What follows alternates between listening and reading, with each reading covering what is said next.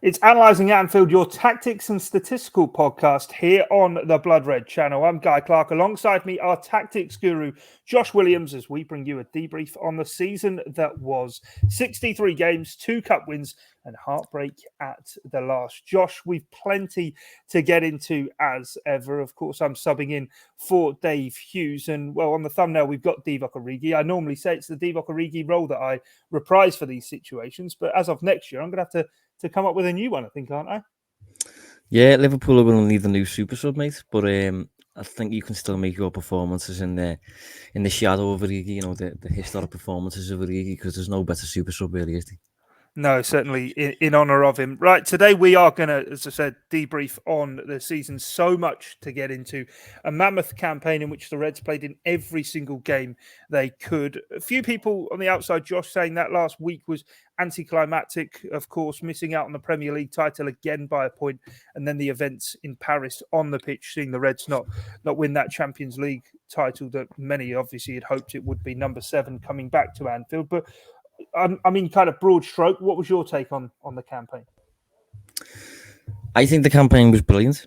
I've said before on this podcast, people tend to specifically ask it on Q&As, and the question is usually, how do we judge success almost? What should we be happy with as supporters type thing? And when it gets to the absolute crunch time and you're in finals and you're competing for league titles, and it's like that was getting decided by individual matches, you are almost in the hands of the gods almost. And I think you could be the better team. The better team in football doesn't always win.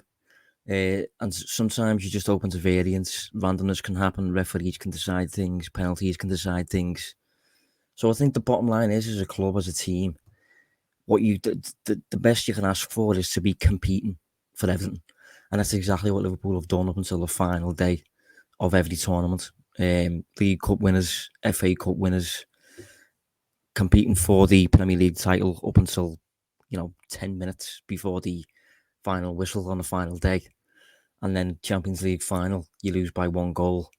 So, in my opinion, despite Liverpool maybe deserving one more trophy at least, it's undeniably a ridiculously strong season and one of the best, really. If you try and remove almost the actual cups and whether Liverpool won this and that, if you look at getting to the final of every tournament and accumulating over 90 points, absolutely ridiculous, mate.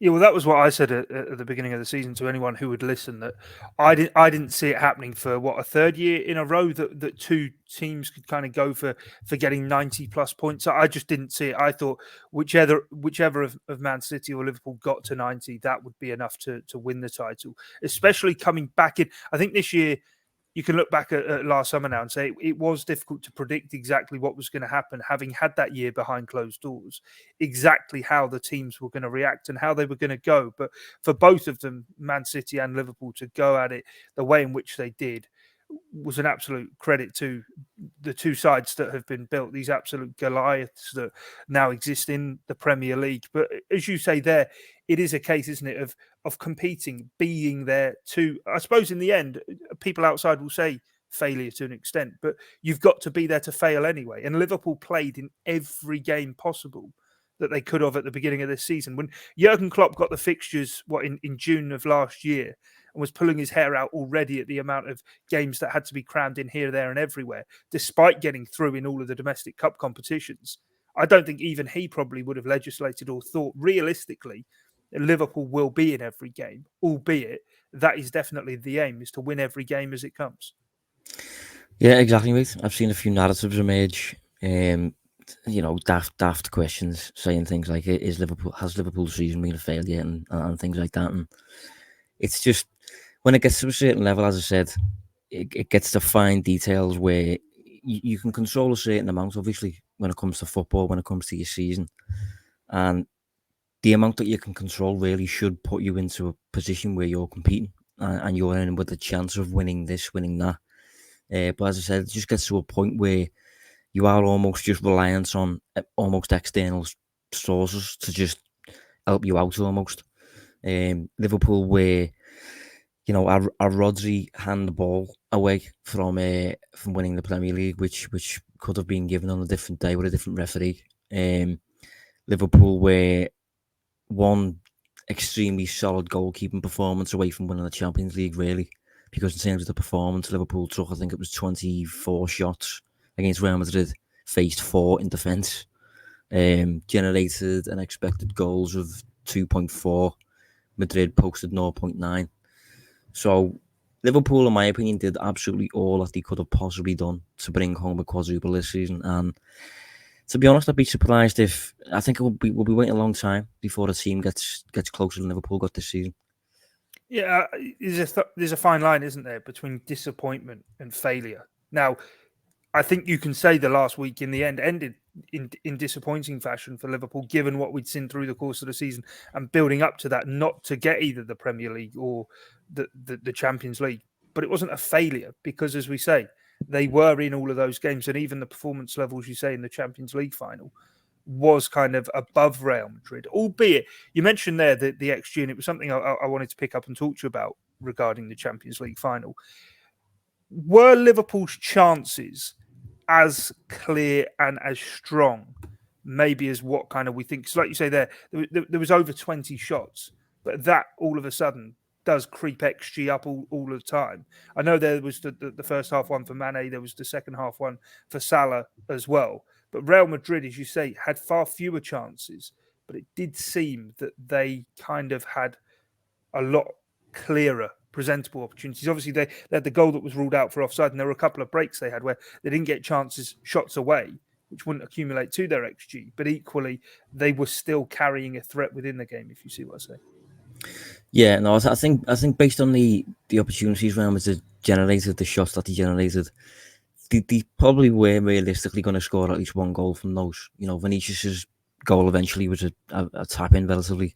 Benzema's goal, which was ruled as offside, I was expecting that to get given. I'll be honest, in the game. So I'm not overly surprised that Real Madrid found a net at least once.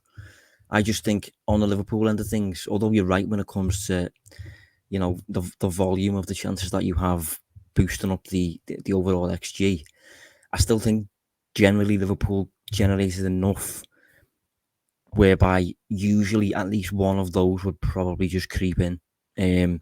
Whether that be Mane's effort early on, which was a superb save, Crossroads got down very, very low, very, very quickly, despite being about 6'6", I think he is. And then later in the match, Salah has that 1v1 opportunity. I think Crossroads said after the game that he doesn't know how he saved that. I think he said.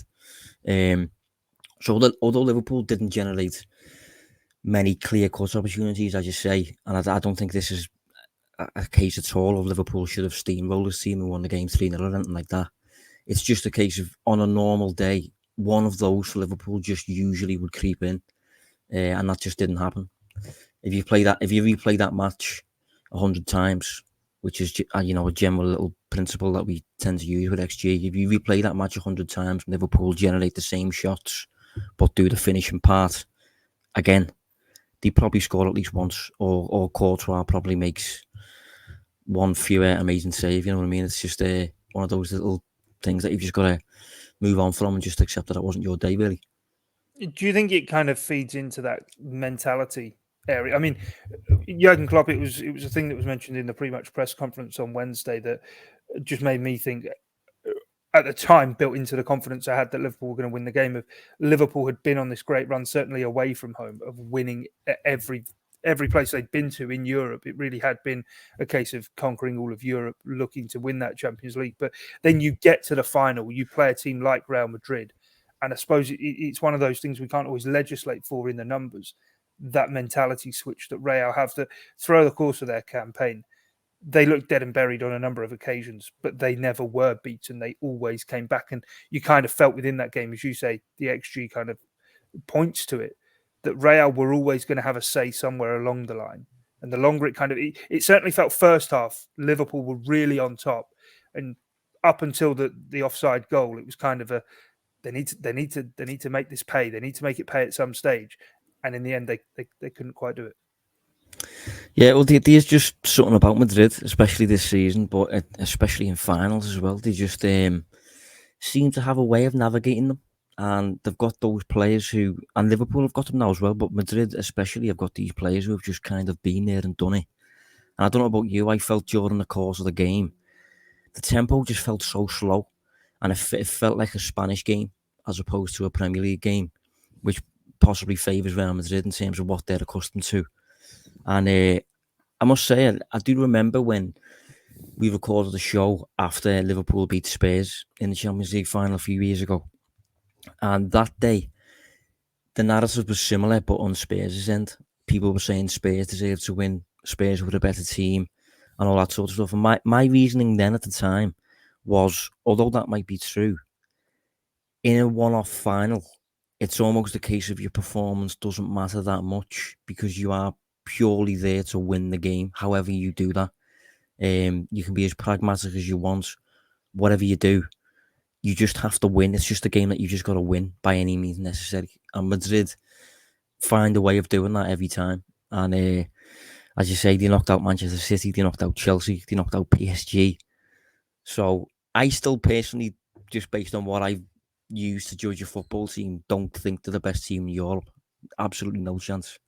But they have that special element as a team and as a club where they can just get through individual knockout games. Like I've seen one or two people, I agree with them, I've seen one or two people say, if you put Madrid in the Premier League, there's no way they finish in the top two. And if you put Liverpool and City in La Liga, Liverpool and City finish top two. So I don't think they're the best team in Europe, but I do think there's, as I said, there's special elements about what they do, and you have to admire that.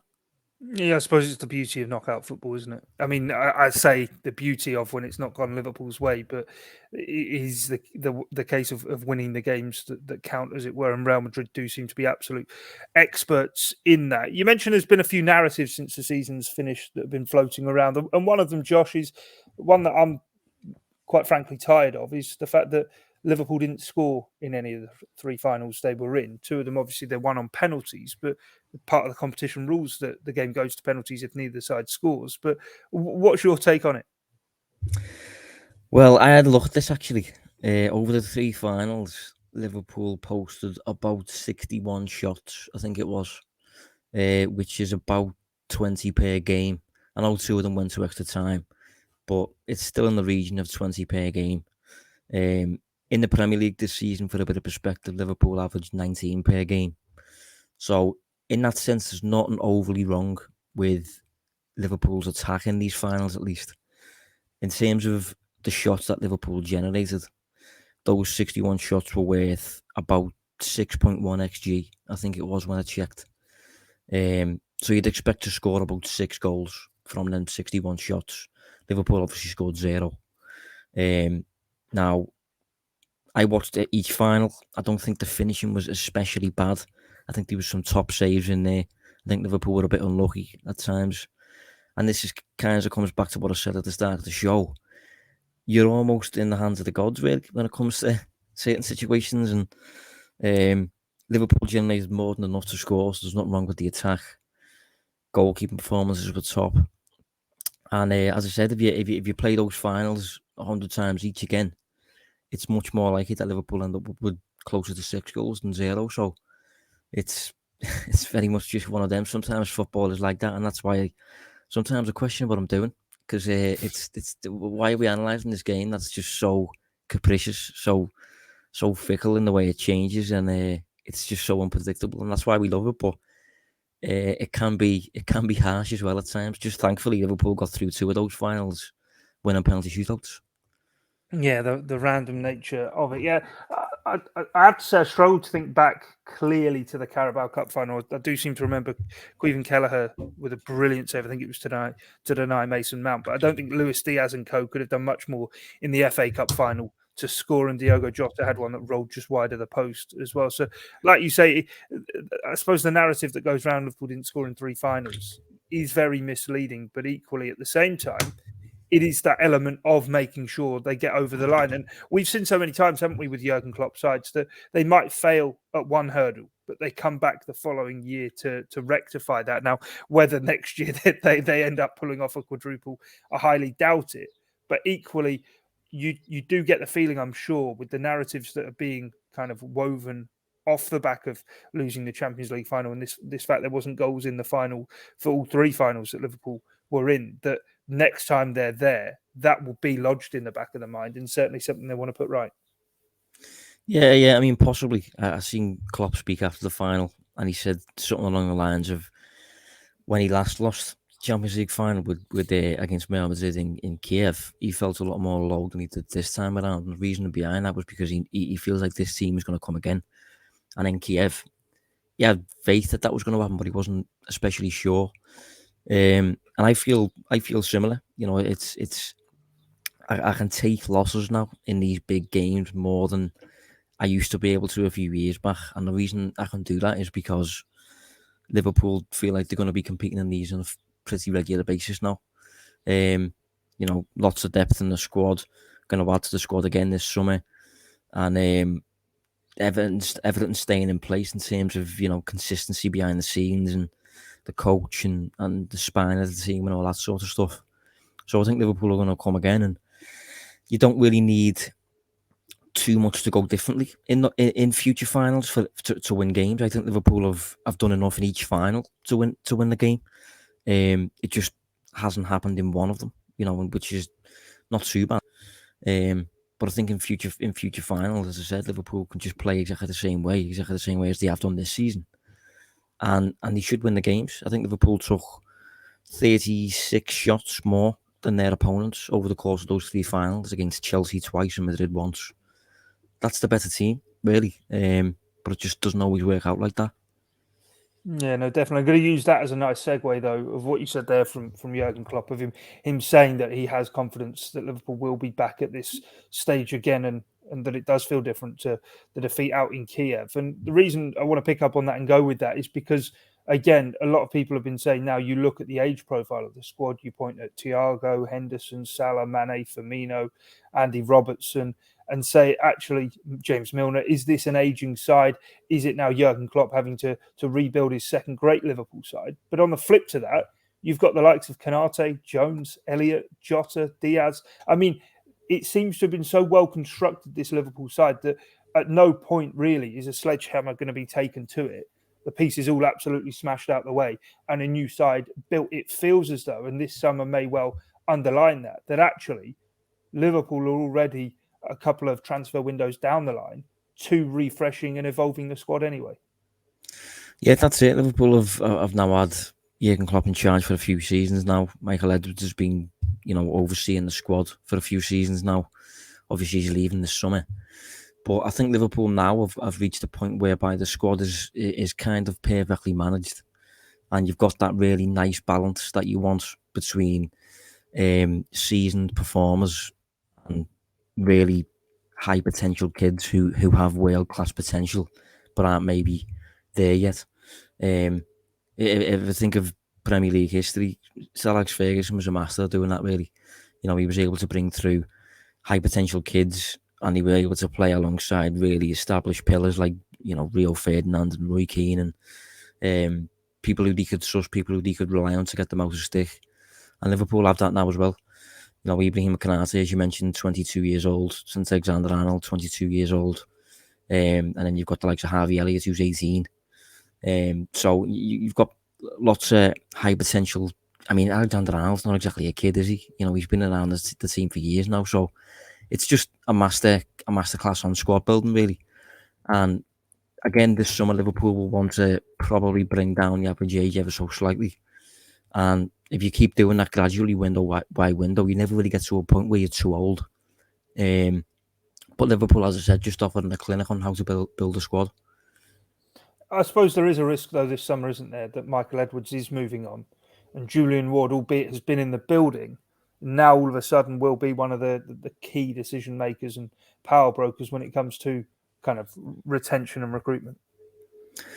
Yeah, but I think the infrastructure around him that has been around Edwards will remain in place Ward has shadowed Edwards for a number of years now.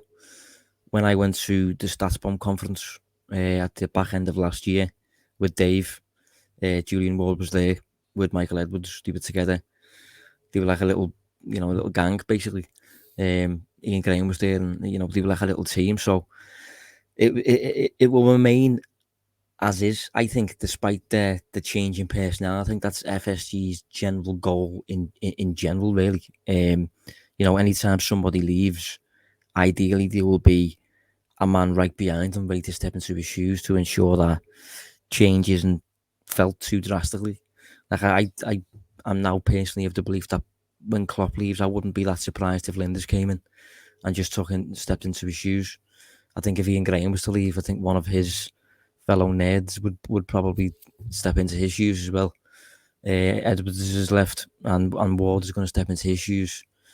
And I think that's generally what you want. If you look at Manchester United and their downfall in the past decade, it really stemmed from David Gill and Sir Alex Ferguson both stepping down in the same season. And just pulled the rug, didn't it?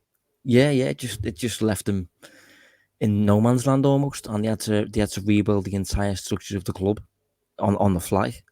But Liverpool have got the infrastructure behind the scenes now, whereby there shouldn't really be major waves felt after high profile departures. Yeah, it was like playing Jenga and pulling out the bottom two blocks at the same time. For Manchester United. But in terms of Liverpool then, and as you were saying there, got me thinking, quite fascinating that I suppose actually in many ways, the on-pitch squad building that you say they put a clinic on in is married and mirrored off the pitch as well. And for me, one of Jurgen Klopp's greatest skills is his ability to delegate and effectively know his role, know that he's the guy who says the final word to the team before they go out, to motivate them, to have the sign-off on what the rest of the departments that he oversees are busy working away on, rather than trying to be the man who does it all. And actually, as you say there, whilst Michael Edwards might move on, perhaps sometimes from the outside we hear these names and we attribute all the transfer success to Michael Edwards, for Coutinho, for bringing in the likes of Van Dijk and Diogo Jota and the master strokes that have been. And obviously these individuals have played a key role within that, but the strength of it has come from the system rather than perhaps the individual. Yeah, and not just the system, but also the specific way of thinking, almost the willingness to challenge conventional wisdom, the willingness to think outside the box, and that's kind of what you get by appointing people like Edwards. Like Edwards was initially head of analysis at Liverpool, and he's got a background in Prozone and things like that. So he's always been an analytical mind, if you like. Whereas most people at the top of football clubs, historically, it's been the managers who have been overseeing the control over the squad and new contracts and new signings and players getting sold. A lot of managers, there'll be top coaches, they'll know tactics and man management and things like that.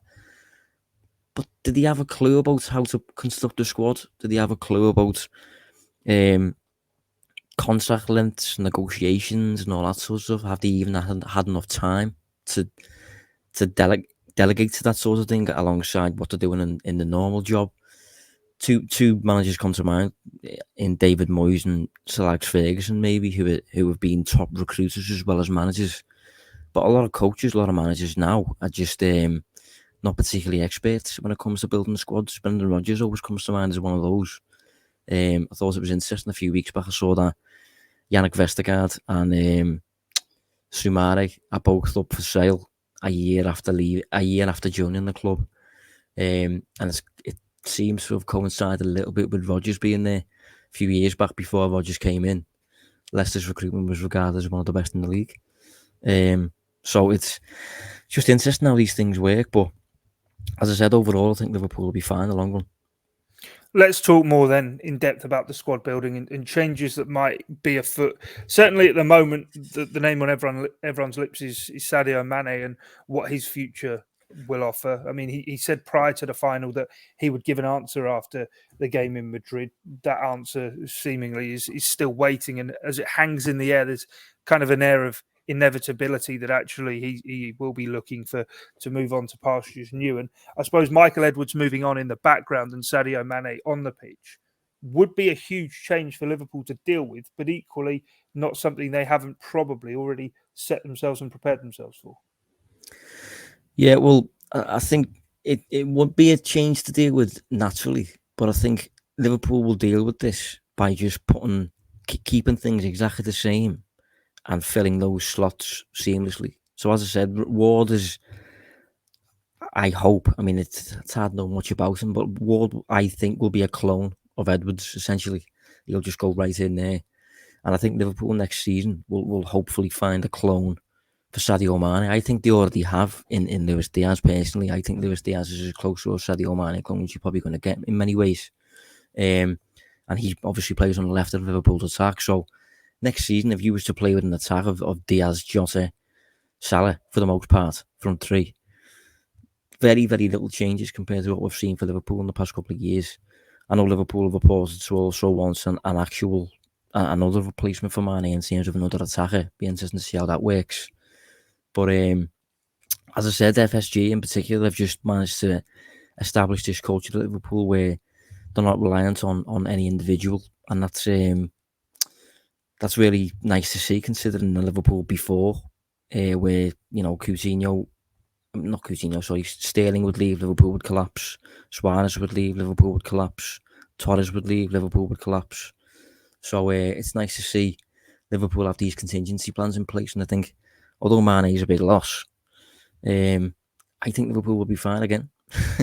Do you think it's the right call? Because, I mean, you mentioned Sir Alex Ferguson there and how he's rebuilt sides, and one of the greatest skills he has was the forethought to see when a player was perhaps over the hill. Now, I'm not going to lie, I thought last year when Gini Wijnaldum walked out that probably wasn't the wisest of moves, and surely something could have been done to give him a New Year's contract. But from what's gone on at PSG for him and the way his career's then played out, actually, in hindsight, the complete correct decision was made, whether that was solely down to Jurgen Klopp, whether, again, that's part of the framework that Liverpool work within.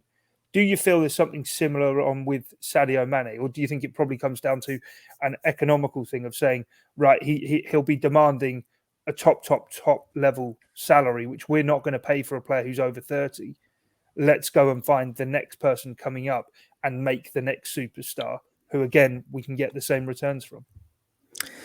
Yeah, I don't think Liverpool were ever really going to give Sadio Mane a new contract, if I'm honest. I think in an ideal world, though, they probably would have let him run his deal down, like Wijnaldum did, before leaving on a free. Because if Liverpool are going to cash in for Mane this summer, whatever they make in terms of a transfer fee is probably worth, his contributions next season on the pitch probably would have been worth more in terms of potentially helping Liverpool to deliver a Premier League or a Champions League title.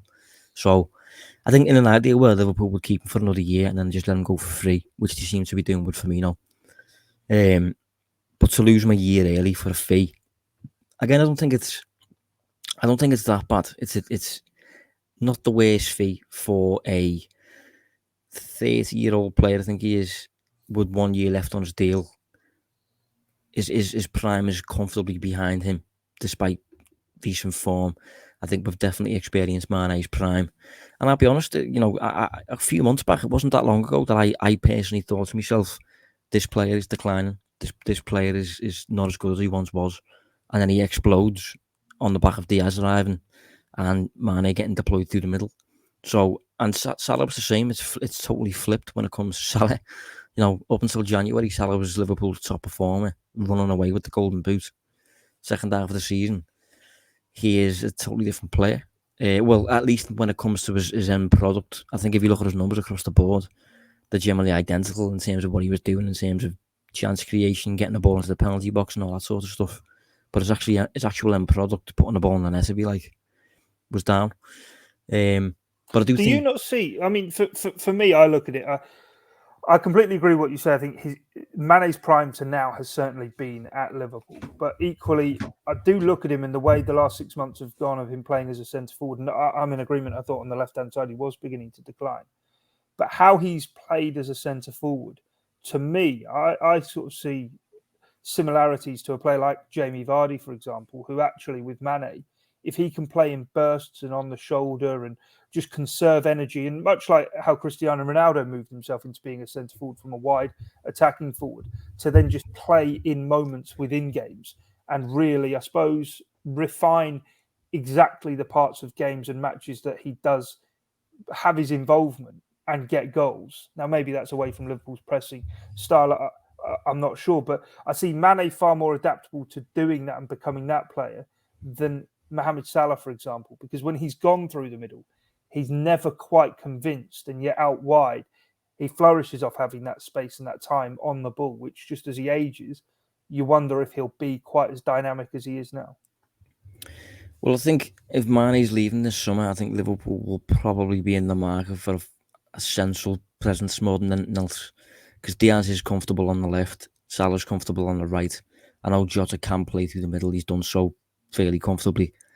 But, you know, his link-up at times isn't the absolute best, is it? It's not like Mane's ability to hold the ball. It's not like Firmino's ability to hold the ball. So it's going to be interesting to see how Liverpool navigate that one. But the only issue is what you've just been saying there. I don't think it's in Liverpool's nature to let a player conserve energy and to play in moments. That's just not how Klopp does things specifically. That's not Liverpool's identity.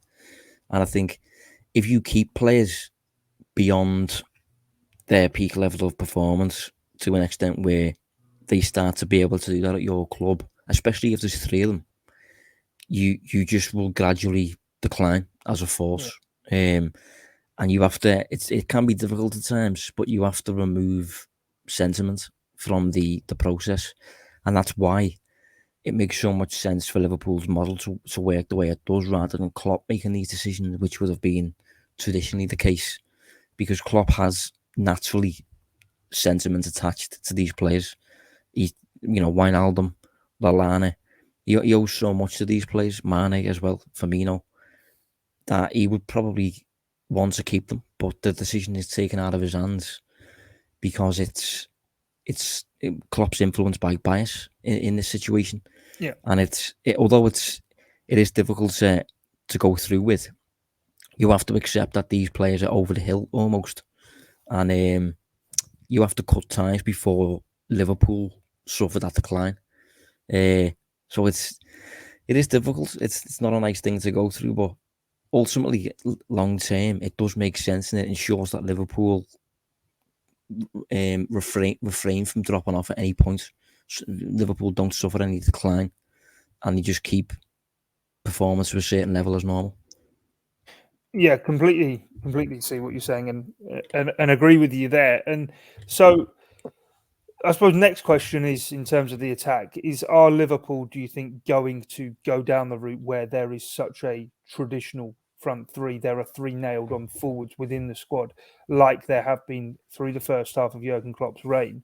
Or do you think now with Jota, Diaz, Salah, whilst that's easy to say that is a front three and that would be a very functional front three, that moving forward actually, and with Divock Origi leaving, that a centre forward might come into the mix, an out kind of centre forward, which would then mean that Jota is very much a utility type player. As to, I think Diaz has proven himself equally adept on the right as he has on the left at times, and that there will be kind of selection decisions needed to be made. And on Origi, I suppose it's kind of the opposite there of what you're saying about the bias and the connection with the player.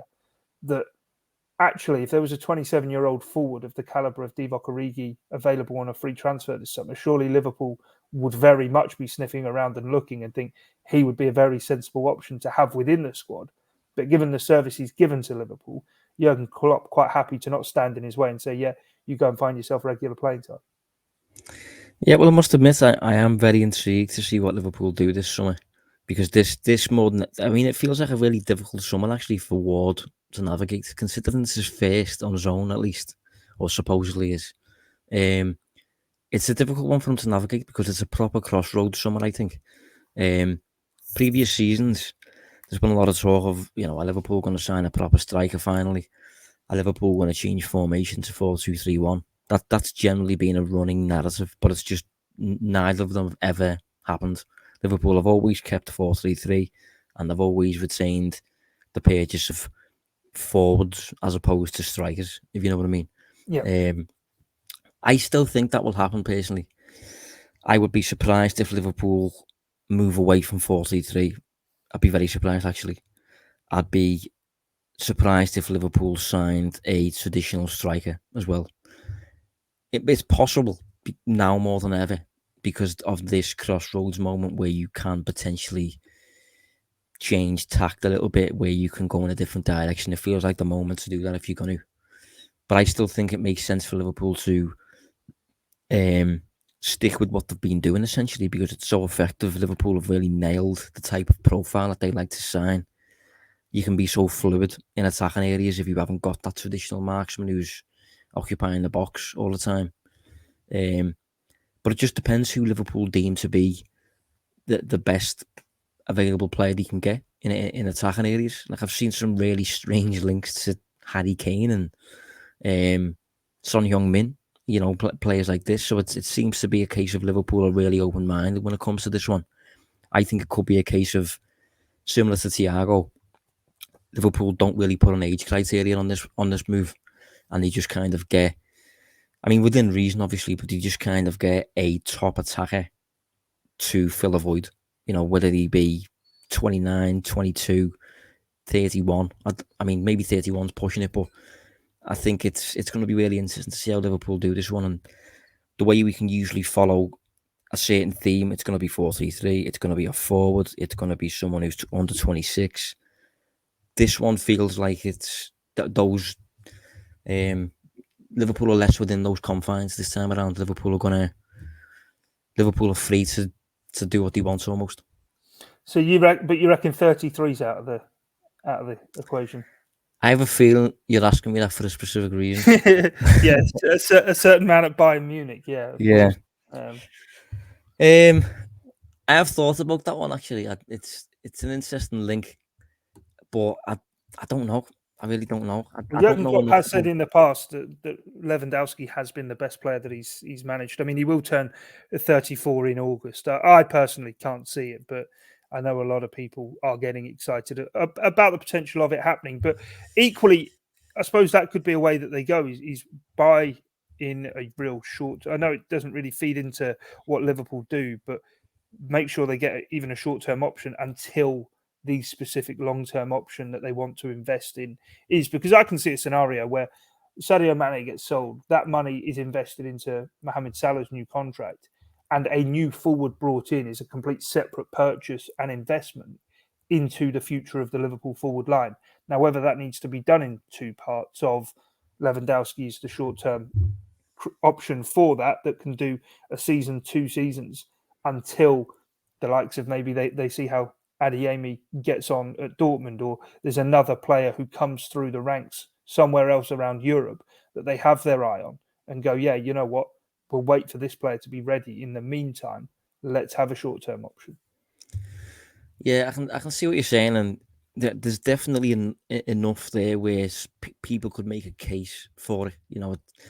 It feels like almost galaxy brain stuff to start saying, no, don't sign him because he's too old. Because at the end of the day, he is an elite striker. He's an elite player at an elite club. Done it for years now. Worked under Klopp in the past. Consistent availability. This season just gone. He's just played 34 Bundesliga matches in terms of starts out of 38, I think. 35 goals. I've seen the shape he's in terms of what he looked like was a top off essentially, and he's absolutely ripped. So I can see he looks after himself.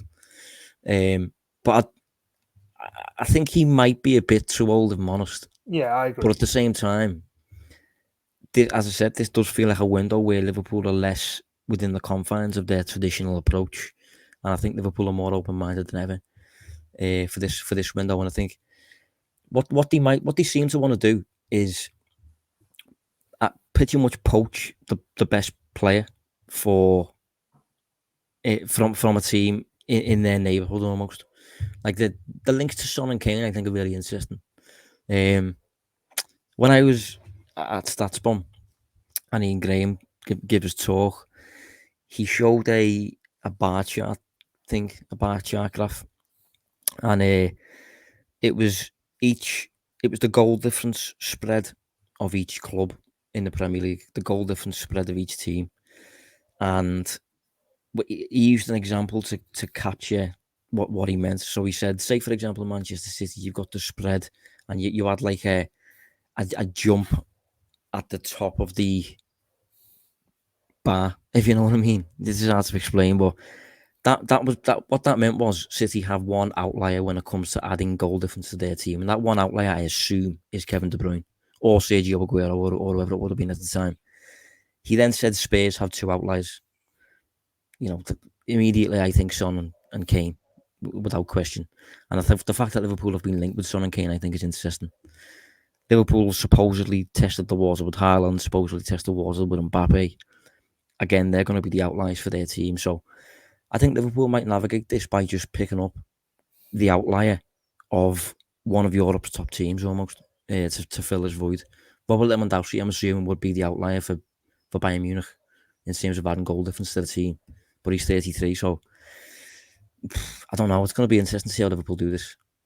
It's going to be very interesting indeed. And actually, Josh, I'm going to wrap things up there because that has whetted the appetite, something incredible for the summer to come. Analysing Anfield, of course, won't be going anywhere despite the lack of action to come over the end of the close season. We'll be back with plenty more episodes. Dave will be back, of course, as well. We'll have a look at transfer picks that Liverpool can make. We've already spoken a lot about the attackers, but there's midfield that perhaps needs some work during the closed season as well, and plenty more to get into besides. But from myself, Guy Clarke, and Josh Williams, thanks for your time and your company here on this edition of Analysing Anfield.